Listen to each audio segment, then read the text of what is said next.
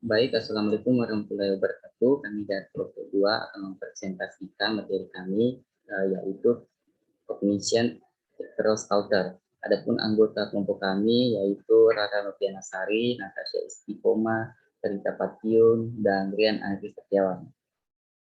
Baik, untuk selanjutnya mari kita melangkah ke slide selanjutnya. Yang pertama itu culture dan attention. Hubungan perhatian dan budaya dapat ditinjau dari tiga aspek budaya, yaitu budaya dan perhatian pada aspek sosial. Yang kedua, budaya dan perhatian pada adegan sosial. Dan yang ketiga, budaya dan estetika. Pada poin ini kita akan membahas satu persatu mengenai aspek tersebut. Yang pertama, budaya dan perhatian pada aspek sosial.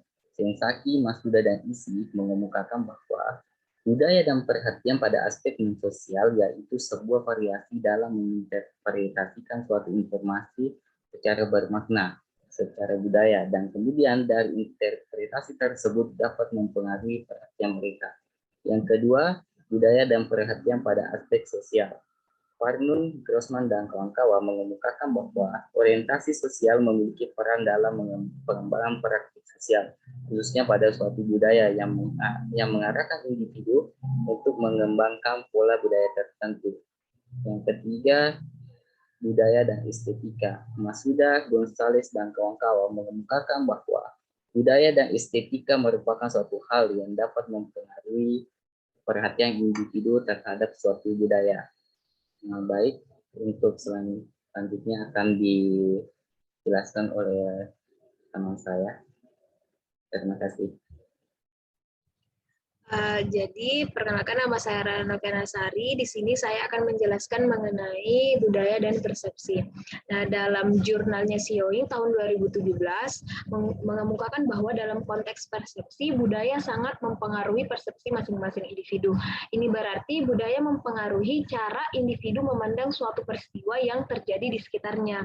Nah, dari jurnal Sioing lagi lebih lanjut mengemukakan bahwa budaya menjadi salah satu faktor yang mempengaruhi proses persepsi masing-masing individu. Nah, dari proses persepsi tersebut, individu cenderung memilih atau menyeleksi keputusan yang akan dibuat atau dikeluarkan tergantung dari budayanya sendiri. Nah, kemudian individu sebagai anggota budaya tertentu telah mempelajari hal-hal yang berkaitan dengan budayanya sejak kecil, sehingga mempengaruhi pandangan individu tersebut atau persepsinya terhadap dunia luar. Nah, ketika individu mendapati rangsangan tertentu, maka individu tersebut akan memilih menerima atau menolak rangsangan itu sesuai dengan pemahamannya sendiri atau budayanya sendiri. Misalnya, individu yang sedang melakukan diet akan merasa sensitif atau akan merasa marah jika melihat individu atau orang lain sedang menonton iklan makanan di TV. Nah, sedangkan bagi orang yang menonton tersebut dan tidak melakukan diet itu merupakan hal yang biasa untuknya. Nah, kemudian dari penelitian yang dilakukan James Begbie menjelaskan bahwa individu akan memilih suatu yang berkaitan dengan budayanya sendiri. Nah, dari penelitian yang dilakukan James Begbie ini dengan dua kelompok peserta dari Amerika Serikat dan Meksiko. Nah, dari masing-masing peserta tersebut diminta untuk melihat dan akan memilih masing-masing satu gambar dari 10 gambar. Nah, setiap gambar tersebut menyertakan gambar yang mewakili masing-masing budaya mereka sendiri, seperti gambar adu banteng dari budaya Meksiko dan pertandingan bisbol dari budaya Amerika Serikat. Nah, kedua peserta tersebut diminta untuk memilih salah satu gambar dari 10 gambar tersebut. Nah, dari hasil penelitian ini, dari hasil uji coba ini, dua peserta tersebut memilih gambar yang berhubungan dengan budayanya sendiri. Nah, dari penelitian ini menunjukkan bahwa individu selalu memilih dan mempersepsikan sesuatu yang mewakili atau mencerminkan budaya mereka sendiri. Nah, kemudian faktor budaya seperti masa lalu, bahasa, nilai, dan norma mempengaruhi tahapan persepsi dari individu tersebut. Nah, misalnya persepsi mengenai hewan anjing dari masing-masing individu itu dapat berbeda. Kebanyakan orang barat menganggap bahwa anjing merupakan suatu peliharaan yang harus diberikan rasa kasih sayang, cinta, dan bahkan mendapati tempat tersendiri di rumah majikannya. Sedangkan bagi budaya Asia atau orang Asia, hewan anjing ini bisa saja dijadikan sebagai makanan. Nah, untuk orang barat tersendiri ini merupakan suatu hal yang menjijikan dan bahkan bukan yang lumrah untuk mereka. Kemudian yang terakhir, budaya juga memainkan peran penting dalam proses persepsi individu. Budaya mengkondisikan dan mempengaruhi persepsi individu mengenai interpretasi. Kemudian budaya dengan nilai dan keyakinan tertentu akan mempengaruhi evaluasi kita tentang realitas atau peristiwa yang ada. Nah, ini menentukan makna yang dikaitkan dengan rangsangan yang diperoleh sehingga menghasilkan suatu persepsi tersendiri bagi individu tersebut. Nah, kemudian dari jurnalnya Siung ini lebih menjelaskan lagi budaya juga memainkan peran penting dalam proses persepsinya individu, misalnya penafsiran warna yang akan berbeda dari setiap budaya. Kita ambil contoh dari warna merah. Nah, warna merah ini akan berbeda persepsinya dari setiap budaya tertentu. Misalnya budaya untuk sebagai negara Cina, budaya Cina itu menganggap bahwa warna merah ini melambangkan sebagai keberuntungan, kehangatan, kemakmuran, dan suatu perayaan. Sedangkan untuk budaya orang Amerika, ini menganggap bahwa warna merah tidak memiliki unsur sepenting itu. Karena bagi mereka, warna merah itu merupakan warna yang melambangkan sebagai tanda bahaya, karena warna merah adalah warna darah.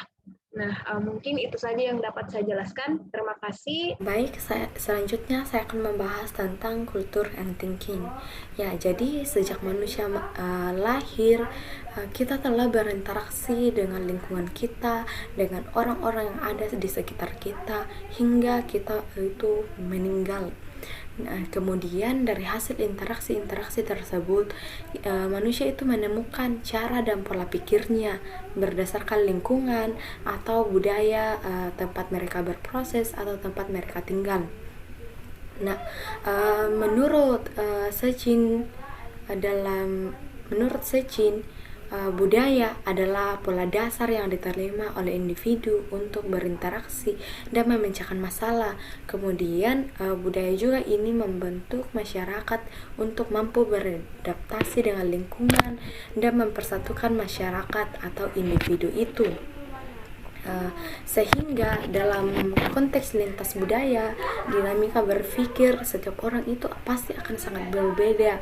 Contohnya saja antara orang Indonesia dengan orang luar, pasti kita akan sangat menemukan hal-hal yang sangat berbeda.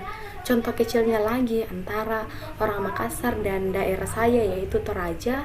Jadi pengalaman saya sendiri ini pada saat saya berada di daerah saya menemukan bahwa pola pikir kita itu masih sangat dangkal sebenarnya dibandingkan pada saat saya datang ke sini. Saya memiliki banyak hal yang saya pelajari lagi ketika berinteraksi dengan lingkungan-lingkungan di sini. Nah, itu adalah contoh kecilnya. Kemudian di sini Vaughan menyatakan bahwa cara berpikir dipengaruhi oleh bahasa budaya setiap tempat. Nah, jika tadi kita membahas bahwa pola pikir sangat dipengaruhi oleh lingkungan, maka Vaughan ini menyatakan bahwa budaya itu sangat dipengaruhi oleh budaya karena dalam bahasa terdapat perbedaan konstruksi dan fungsinya yang jika diterjemahkan akan memiliki arti yang sama tetapi makna yang berbeda. Nah, dalam bahasa juga ini itulah yang memiliki pemakna. Setiap bahasa itu memiliki pemaknaan yang beda, seperti bahasa Inggris dan bahasa Indonesia. Kalau diterjemahkan ke bahasa Indonesia kadang memiliki banyak sekali maknanya begitu ya, meskipun cuman satu bahasa dalam bahasa Inggris, dan itu yang membuat orang mampu berpikir dengan berbeda. Nah, selain itu untuk mengenal lebih dalam tentang culture and thinking ini, terdapat sebuah studi yang sangat menarik tentang perbedaan berpikir lintas budaya antara orang Timur dan orang Barat. Nah, hasil studinya ini dia mengungkapkan bahwa orang barat itu cenderung lebih individualitas atau memiliki jiwa independen. Mereka ini lebih bangga akan kesuksesan, lebih ambisius, dan akan mengembangkan pribadi-pribadinya lebih luar biasa, lebih keluar lagi. Dan tapi yang minusnya dari situ, mereka akan kurang terhubung dengan orang-orang di sekeliling mereka karena mereka lebih berfokus pada diri mereka sendiri.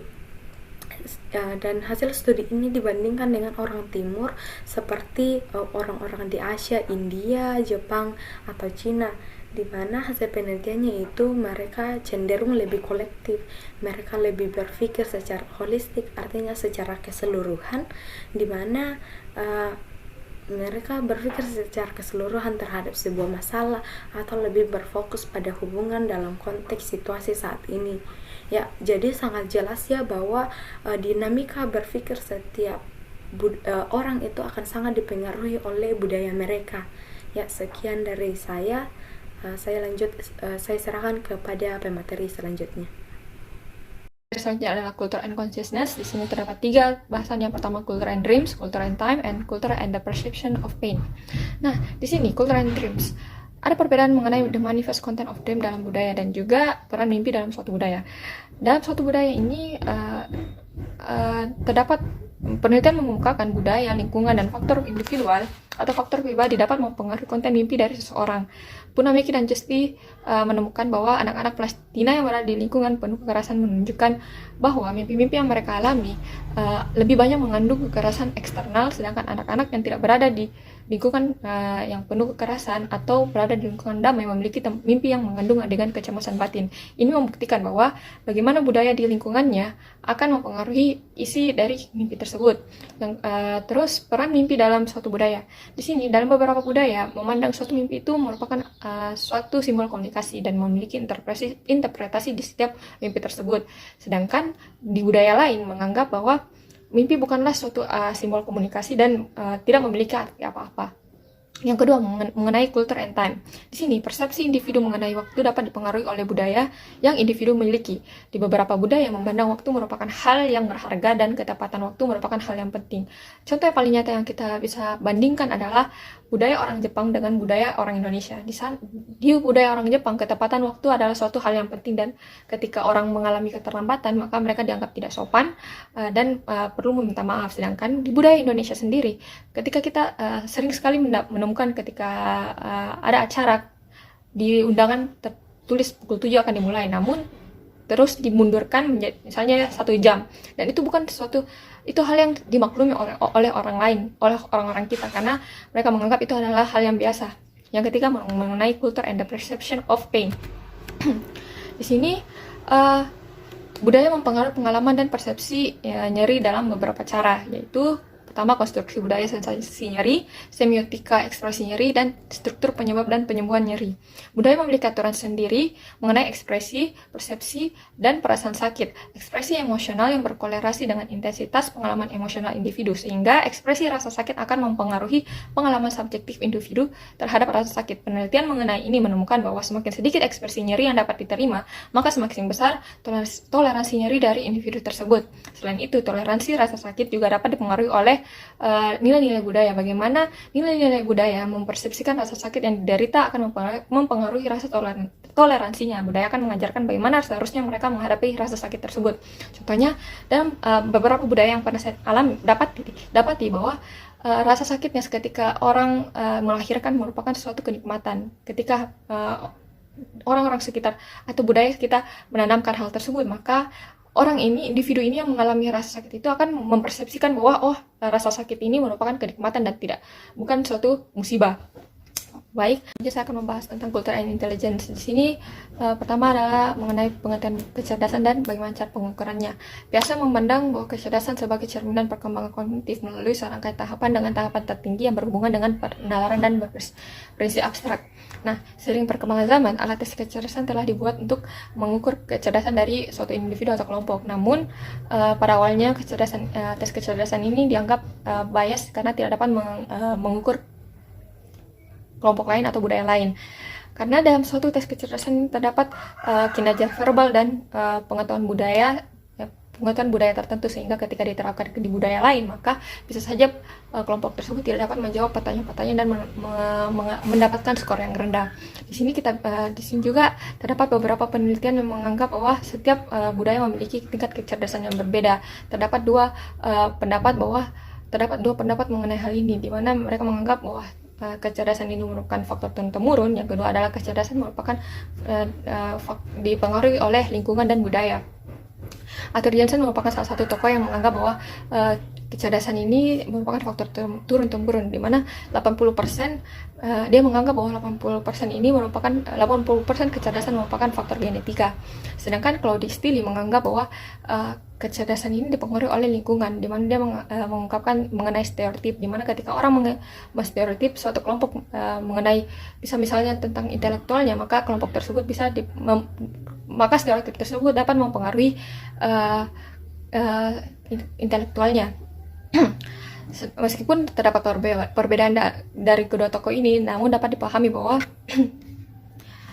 faktor genetika memang ada, namun budaya dan lingkungan tersebut bisa juga mempengaruhi intelektual dari seseorang, sehingga dua pendapat ini bisa digabungkan.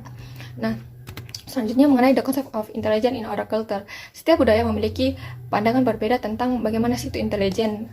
Maksudnya seseorang dapat dikatakan cerdas dalam suatu budaya itu bisa berbeda dari budaya lain. Misalnya dari suatu budaya mereka menganggap seseorang itu cerdas kalau mereka dapat memberikan kontribusi, sedangkan di masyarakat lain mereka dianggap cerdas ketika dia dapat menghasilkan banyak uang. Sekarang poin ketiga adalah recent development in theories about intelligence in contemporary